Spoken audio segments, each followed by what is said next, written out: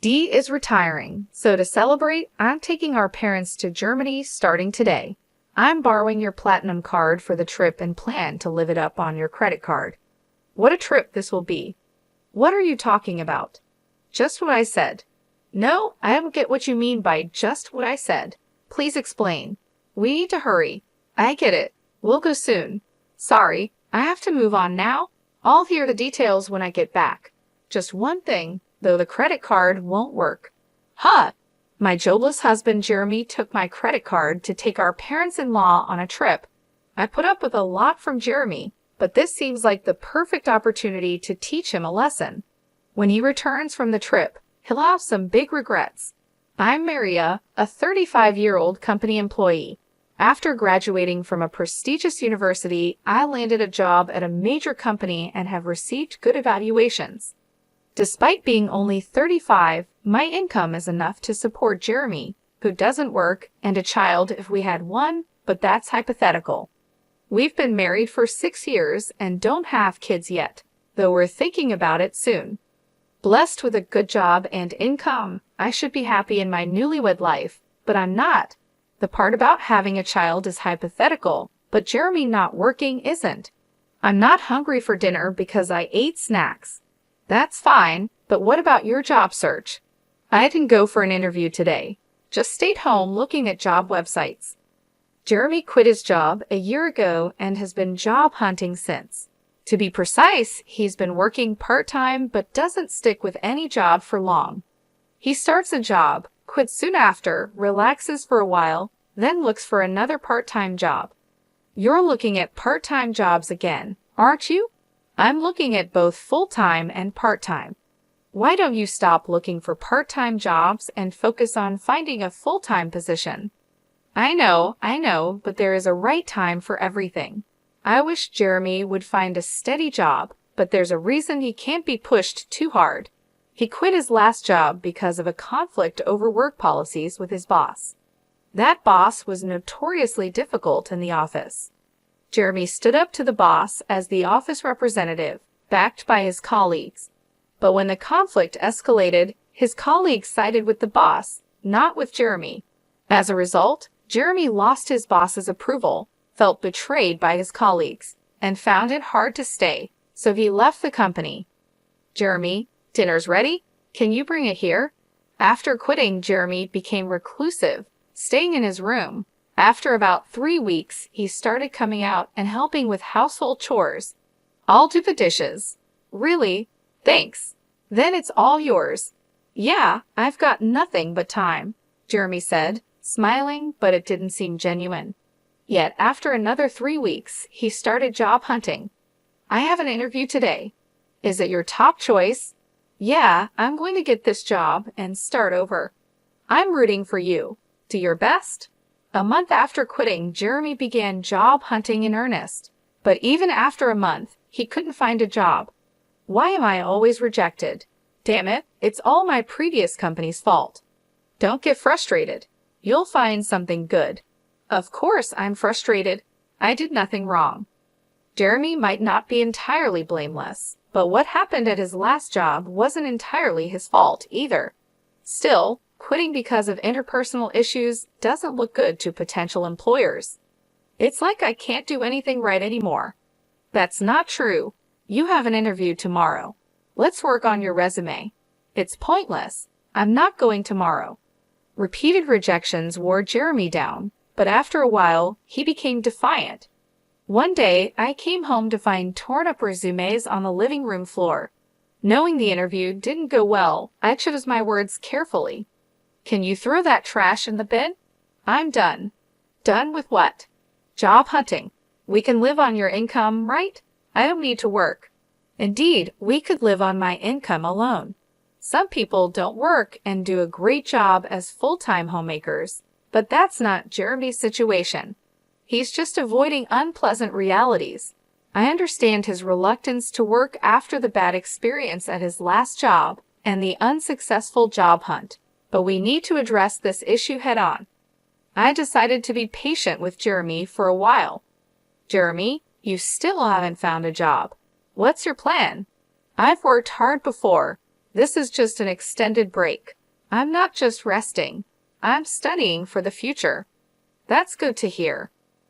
Living near my in-laws, Jeremy's mother, Linda, and father, Brandon, started visiting us more often after he quit his job. They were probably worried about him. Hearing that Jeremy was preparing for his next job, they seemed relieved, but that was a blatant lie. The beer will run out today. Can you buy some on your way home? It's running out again? You drink too much. Try to cut down a bit. Fine. I won't ask you again. I'll buy it myself. Jeremy wasn't studying or job hunting. He spent his days watching TV and drinking beer.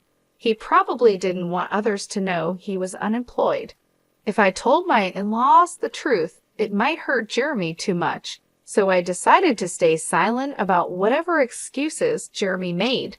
But he stopped job hunting for over 5 months, and I finally decided to speak up. Jeremy, maybe it's time to start job hunting. You seem more settled now. What? It's been less than half a year since the incident at my last job. You want me to work again after what happened? I just thought the break was a bit long. Stop nagging. You can't understand my feelings since your job is going well. I have my own struggles, you know. Everyone has work problems and relationship issues. We all try to solve them. Let's work through this together. I get it. I'll look for a job, okay? Jeremy walked out in the middle of the conversation. My words seemed to have hurt him, but him agreeing to job hunt seemed like progress. I decided to apologize when he was feeling better. I got a job because of your nagging. That's great. Where at? At a nearby supermarket. So you'll need to learn and work hard, right?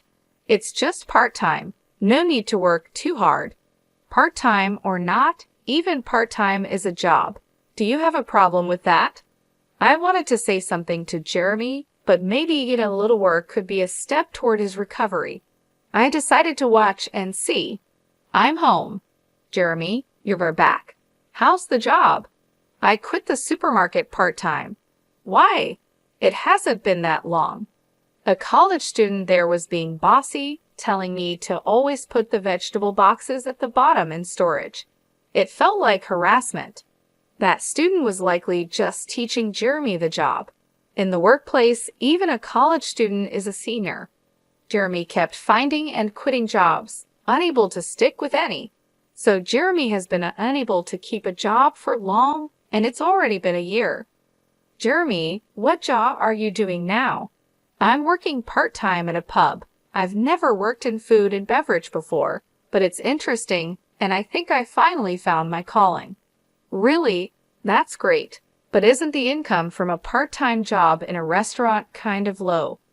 That's fine. I'm currently apprenticing, aiming to go independent. So you plan to own your place someday? Exactly. The income's small now, but I'm working hard for my goal. Then take this. Treat yourself to something nice for once. Jeremy still put on a good show in front of his parents, but as always, it was all lies.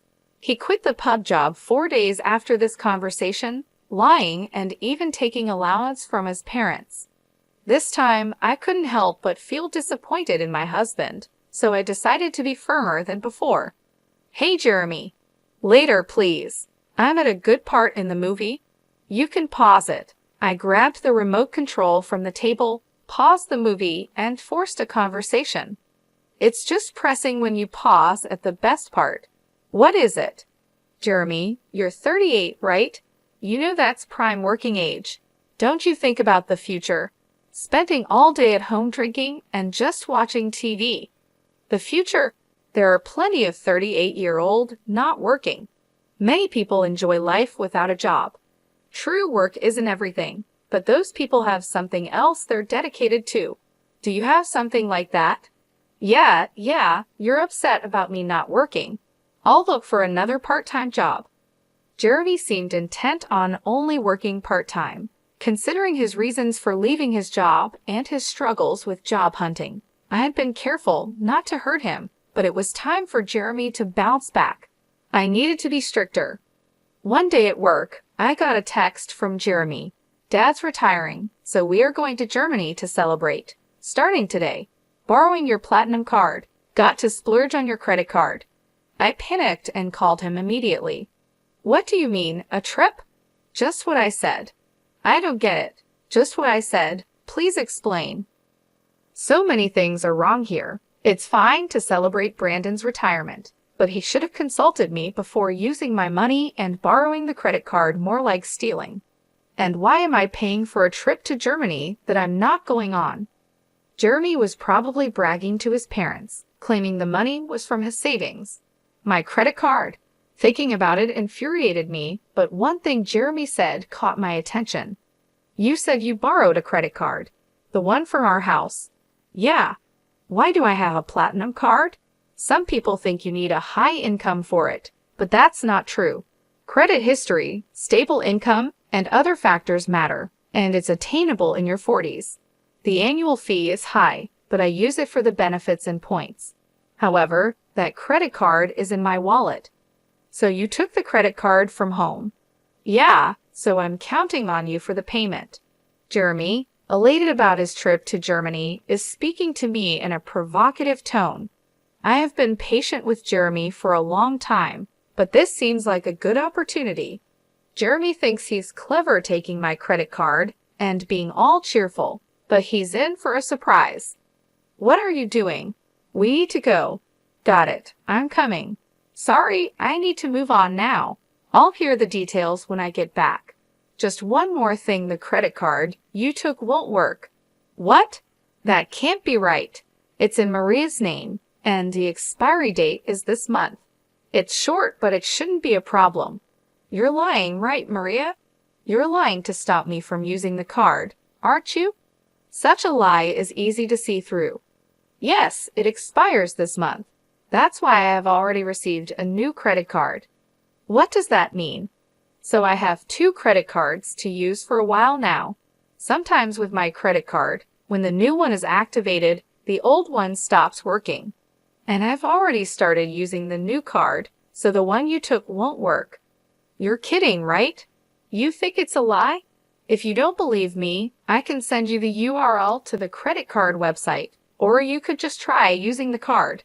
It would be amusing to see you try to pay with a card that doesn't work. This credit card really won't work. Hey, hurry up. I hear his parents calling him from the background of the phone call, but Jeremy, realizing the credit card won't work, seems too flustered to hear them. What should I do?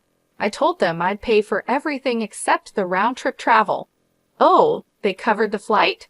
Yes, Dad felt bad about having all the trip costs covered. What should I do? I'm about to take a cab, and I don't even have money for that. That's not my problem. You said you would pay for everything but the flight. If so, using my credit card in the first place was wrong. Pay with your own money. How can I? I don't have any money. Right, Jeremy. You haven't been working seriously. It's your fault for trying to look good taking your parents on a trip without money. I'm at work, so I have to hang up now. I just wanted to tell you about the credit card. Wait, I hung up and returned to work. Jeremy, unable to pay even for the cab, would have to be honest with his parents. That night after I finished work, I got a call from Laura. I heard from Jeremy. He tried to pay with your credit card and lied about working. Sorry for the trouble. No, don't apologize, Laura. I'm sorry for the inconvenience about the credit card. Are you okay with the money? We'll cover this trip's cost when we get back. I'll make Jeremy apologize and find a job immediately. I'm sorry, Laura, but I'm considering divorcing Jeremy. Divorce because of this? It's part of it, but Jeremy has been taking money from me for a while. What? I stopped giving Jeremy money to curb his drinking. He started a part-time job and bought his own alcohol, but the salary from part-time work shouldn't be enough for daily drinking. Jeremy was taking money from my wallet to buy alcohol. Over a year, he repeatedly stole amounts ranging from $7 to $70. The sum became significant. I had been strict with Jeremy, hoping he would eventually turn things around, but when he stole my credit card for his trip, it wasn't just about $75 anymore. This leap in the amount he took convinced me that he had no intention of improving. I respect your decision. Should I tell Jeremy about the divorce? Could you just tell him I want a divorce? We'll discuss the rest when he returns home. About an hour later, the next morning after my call with Laura, Jeremy called.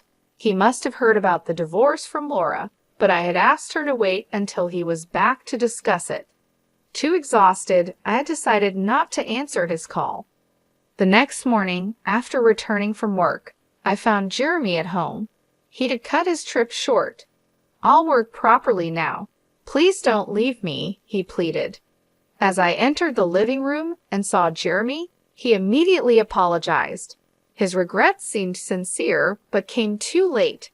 He had a whole year to change, yet still asked for another chance. I had warned him repeatedly, yet he squandered every opportunity.